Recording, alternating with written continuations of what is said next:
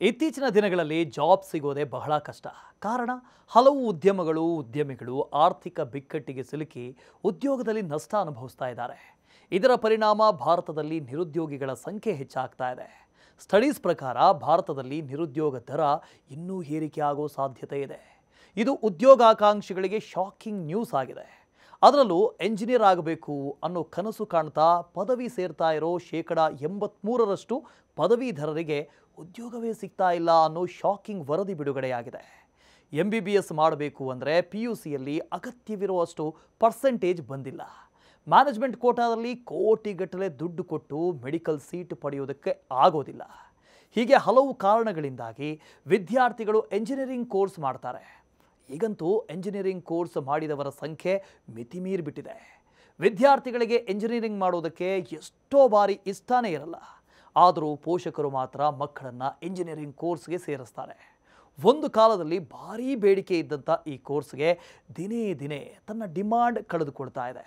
ಒಂದು ವೇಳೆ ನೀವು ಇಂಜಿನಿಯರಿಂಗ್ನಲ್ಲಿ ರ್ಯಾಂಕ್ ಬಂದರೂ, ಇಂಟರ್ವ್ಯೂ ಚೆನ್ನಾಗಿ ಮಾಡಿದ್ರೂ ಕೆಲಸ ಸಿಗ್ತಾ ಇಲ್ಲ. ಒಂದು ಕಾಲದಲ್ಲಿ ಇಂಜಿನಿಯರಿಂಗ್ ಮಾಡಿದರೆ ಕೆಲಸ ಗ್ಯಾರಂಟಿ ಅಂತಿತ್ತು. ಜೊತೆಗೆ ಲಕ್ಷ ಸಂಬಳ ಕೂಡ ಸಿಗ್ತಾ ಇತ್ತು. ಆದ್ರೀಗ ಪರಿಸ್ಥಿತಿ ಹದಗೆಟ್ಟು ದಶಕಗಳೇ ಕಳೆದು ಹೋಗಿದೆ. ಅದು ಎಷ್ಟೋ ಟೆಕ್ಕಿಗಳನ್ನು ದೊಡ್ಡ ಕಂಪನಿಗಳು ಮನೆ ಕಳಿಸ್ತಾ ಇದ್ದಾರೆ. ಅತಿ ಹೆಚ್ಚು ಸಂಬಳ ಪಡೆಯುವವರೇ ಕಂಪನಿಗಳ ಟಾರ್ಗೆಟ್ ಆಗ್ತಾ ಇದ್ದಾರೆ. ಪ್ರತಿದಿನ ಲೇ ಆಫ್ ಸುದ್ದಿಯನ್ನು ಕೇಳ್ತಾನೆ ಇರ್ತೀವಿ. ಸಾವಿರಾರು ಸಂಖ್ಯೆಯಲ್ಲಿ ಎಂಜಿನಿಯರ್ಗಳು ಕೆಲಸ ಕಳೆದುಕೊಳ್ತಾ ಇದ್ದಾರೆ. AI ಬಂದ ಮೇಲಂತೂ ಮತ್ತಷ್ಟು ಸ್ಥಿತಿ ಹದಗೆಟ್ಟು ಹೋಗಿದೆ. ಇದೇ ಕಾರಣಕ್ಕೆ ಪ್ರತಿಷ್ಠೆಗಾಗಿ ತಮ್ಮ ಮಕ್ಕಳನ್ನು ಎಂಜಿನಿಯರಿಂಗ್ ಮಾಡಿಸಿದವರು ಉದ್ಯೋಗ ಸಿಗದ ಕಾರಣ ನೋವು ಅನುಭವಿಸ್ತಾ ಇದ್ದಾರೆ. ಕೆಲವರಿಗೆ ಉದ್ಯೋಗ ಸಿಕ್ಕರೂ ಅತ್ಯಂತ ಕಡಿಮೆ ಸಂಬಳದಲ್ಲಿ ಕೆಲಸ ಮಾಡುವಂಥ ಸ್ಥಿತಿ ನಿರ್ಮಾಣವಾಗಿದೆ. ಬೆಂಗಳೂರಿನಂಥ ಮಹಾನಗರದಲ್ಲಿ ಜಾಬ್ ಸಿಕ್ಕಿದ್ರೂ ಕಡಿಮೆ ಸಂಬಳ. ಆ ಸಂಬಳ ಬಾಡಿಗೆ ಕಟ್ಟುವುದಕ್ಕೆ ಸಾಕಾಗಲ್ಲ ಅನ್ನುವ ಸ್ಥಿತಿ ಎದುರಾಗಿದೆ. ಇಷ್ಟಾದರೂ ಎಂಜಿನಿಯರಿಂಗ್ ಮಾಡುವವರ ಸಂಖ್ಯೆ ಕಮ್ಮಿ ಆಗಿಲ್ಲ. ಇದರ ನಡುವೆಯೇ ಶಾಕಿಂಗ್ ವರದಿಯೊಂದು ಬಂದಿದೆ.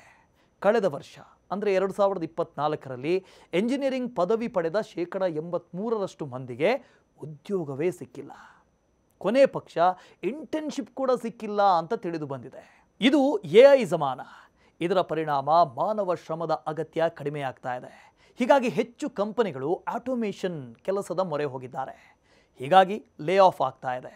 IBM, Google, Amazon, meta, Spotify ಮುಂತಾದ ದೊಡ್ಡ ಟೆಕ್ ಕಂಪನಿಗಳು ಕೂಡ ತಮ್ಮ ಸಿಬ್ಬಂದಿ ಸಂಖ್ಯೆಯನ್ನು ಕಡಿಮೆ ಮಾಡುವ ದಿಕ್ಕಿನಲ್ಲಿ ಕ್ರಮ ಕೈಗೊಂಡಿದ್ದಾವೆ. ಇತ್ತೀಚೆಗೆ ವರದಿಗಳ ಪ್ರಕಾರ ಈ ವರ್ಷದಲ್ಲಿ ಮಾತ್ರ ಸುಮಾರು 100ಕ್ಕೂ ಹೆಚ್ಚು ಕಂಪನಿಗಳು 1 ಲಕ್ಷಕ್ಕೂ ಹೆಚ್ಚು ಉದ್ಯೋಗಿಗಳನ್ನು ಮನೆ ಕಳಿಸಿದ್ದಾರೆ ಅನ್ನೋ ಮಾಹಿತಿ ಇದೆ. ಇದರಿಂದ ಉದ್ಯೋಗಿಗಳು ಯಾವಾಗ ಬೇಕಾದರೂ ತಮ್ಮ ಕೆಲಸ ಹೋಗಬಹುದು ಅನ್ನೋ ಭಯದಲ್ಲೇ ಜಾಬ್ ಮಾಡ್ತಾ ಇದ್ದಾರೆ. AI ದಿನದಿಂದ ದಿನಕ್ಕೆ ಬದಲಾಗ್ತಾ ಇರುವಂಥ ತಂತ್ರಜ್ಞಾನ ಕ್ಷೇತ್ರದಲ್ಲಿ ಮೊದಲ ಆಯ್ಕೆ ಆಗ್ತಾ ಇದೆ. ಕಂಪನಿಗಳಿಗೆ ಇದು ವೇಗ, ಶ್ರದ್ಧಾ ಮತ್ತು ವೆಚ್ಚ ಕಡಿತ ಮಾಡುವಂಥ ಈ 3 ಲಾಭಗಳನ್ನು ಒದಗಿಸ್ತಾ ಇದೆ. ಸಣ್ಣ ಕಂಪನಿಗಳು ಕೂಡ ಇತ್ತೀಚೆಗೆ ಯಾವುದೇ ಕಾರಣವಿಲ್ಲದೆ ಹೆಚ್ಚಿನ ಸಂಖ್ಯೆಯಲ್ಲಿ ಉದ್ಯೋಗಿಗಳನ್ನು ಕೆಲಸದಿಂದ ತೆಗೆದುಹಾಕ್ತಾ ಇದ್ದಾರೆ.